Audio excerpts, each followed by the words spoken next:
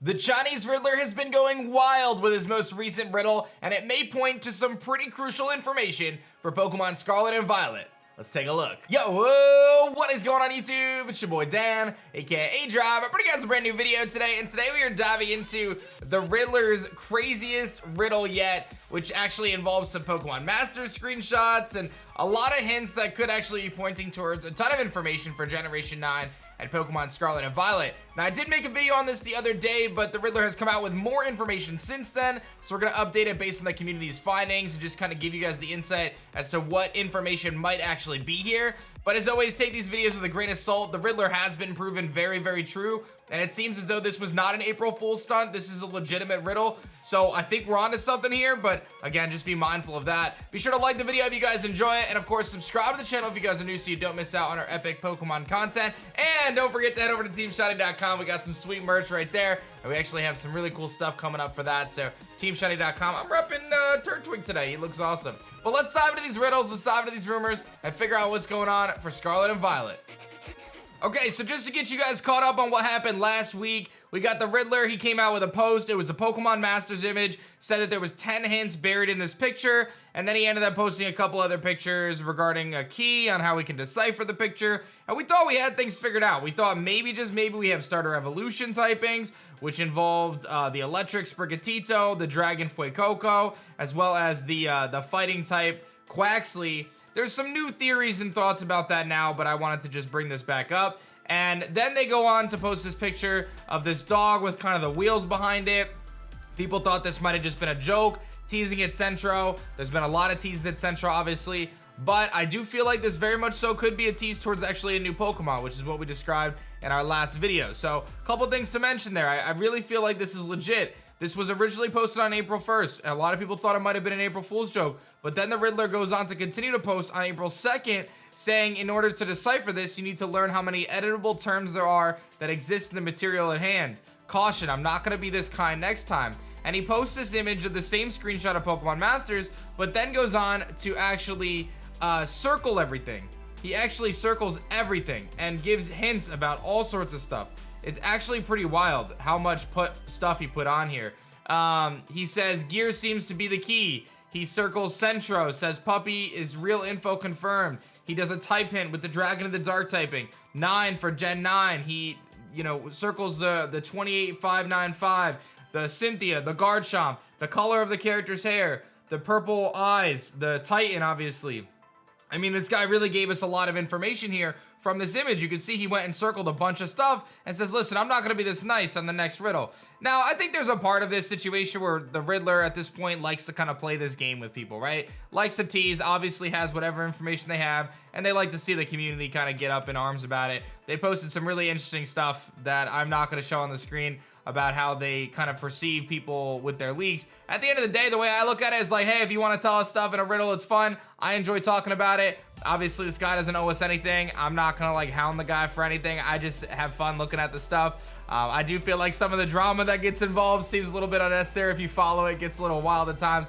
But at the end of the day, he says, listen, I'm not here for clout. I'm not doing this for any other reason than I'm just like, I just feel like doing it. So I can respect that, you know what I mean? It's not like he's over here DMing people trying to be like, yo, cover my leaks. Like, this guy's legit. We know the Riddler's legit. If you guys don't realize, I've said this before, but he has all the credibility in the world. The guy got so many things right for Legends Arceus, got so many things right for BDSP. This person clearly has some sort of inside source, or they're the inside source themselves. So, and I think that part of the drama stuff on a side note is to kind of disguise who they really are, and I can understand that.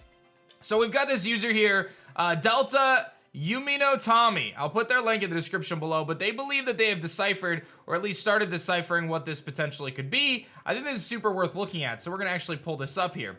So the first thing they say is number 1, which they've marked on the screen, could be the Scarlet and Violet legend, or the Scarlet legend, right? You've got kind of the red hair, then the purple iris, that could be the Violet legend. I think it's worth noting here too that Ku circled 15 things. 10 of them are actual hints, and 5 of them are meant to throw us off. So this person tried their best to decipher what 10 things they think. So they think that the red hair is for Scarlet, the purple iris is for Violet. Fair enough. The 3 that they circled, they think has to do potentially with the 3rd legendary. So We'll have to wait and see what that comes out to. He marks it as darker skin. Maybe it has something to do with the third legendary. I have no idea. But it's all located in the same location. Then you've got number 4, which could be a new region of Garchomp. Garchomp is highlighted. Could Garchomp be getting a new form? Garchomp circled as part of the focal points of what Ku was wanting us to look at for this riddle. Garchomp could be getting a new form. I actually could really much so envision that. They circled number 5, which is the 151, Generation 1. Now, there could be some relation to Gen 1. There could be something to do with new Pokemon forms for Gen 1 Pokemon.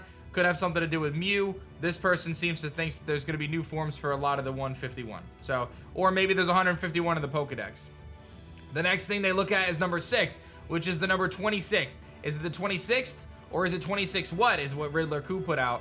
And this person is indicating that they think that this might be the number of kind of special form Pokemon. The Megas, the G-Max users, whatever it is, right? Like we know we had X amount of Megas in X and Y and ORAS. We had X amount of, you know, Gigantamax Pokemon in Sword and Shield. We might be getting 26 of whatever this new mechanic is for this game. 26 Prism holders, whatever the new mechanic is, we don't know yet, right? So that's what this person is speculating.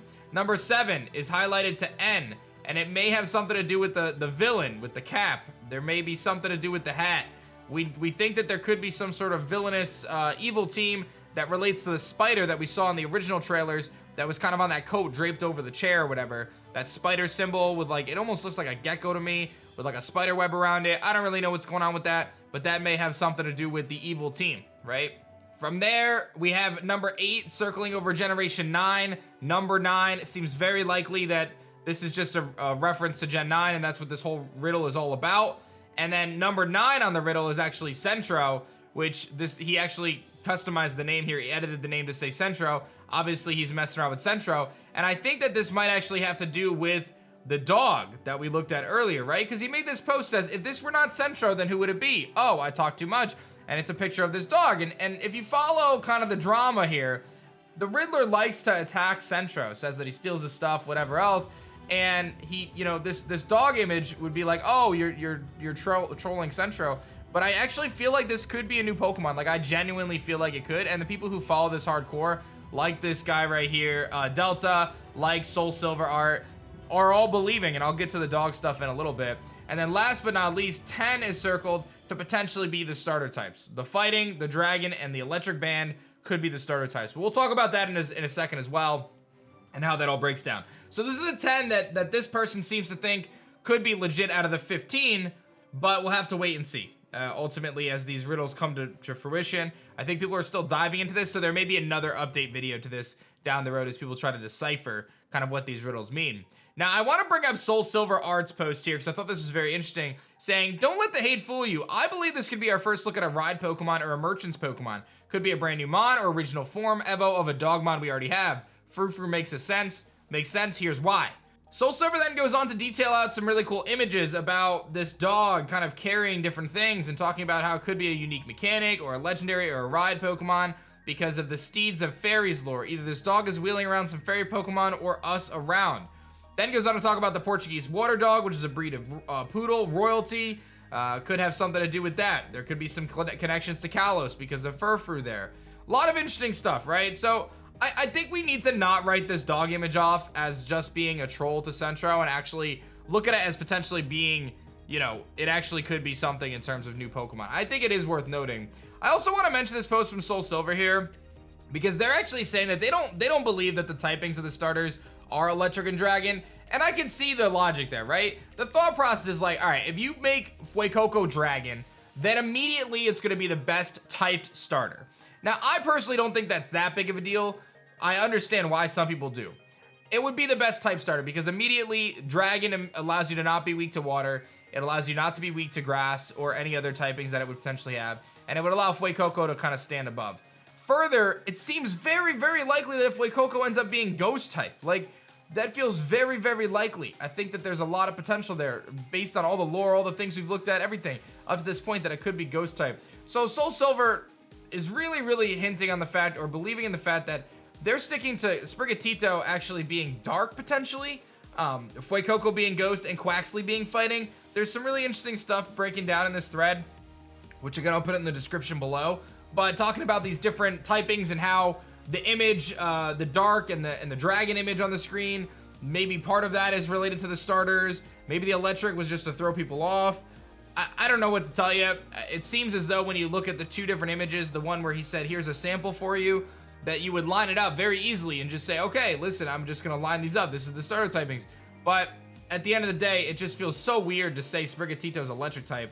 Quaxley I see as fighting, and I do see Fuecoco potentially being dragon, I really do. But it would make it very good. I mean, immediately it would be the best of the three starters. How big of a deal is that? I don't know. I mean, when you look at the different starters, I think to myself, like, Primarina being Fairy and Water, that was an incredibly powerful typing. That was a really good typing, Primarina was. Fairy Water is a great typing, so it's not like they've never had good type starters before, but would they give a starter a typing that would be so advantageous against the other two, like Dragon? I don't know. We'll have to wait and see. But some really good research going on in the community right now to try to decipher what Riddler Coup is actually saying. So I know some of this stuff is a little ambiguous, a little bit out there, but it's the closest thing we have right now to real information for Scarlet and Violet until Pokemon decides to give us something.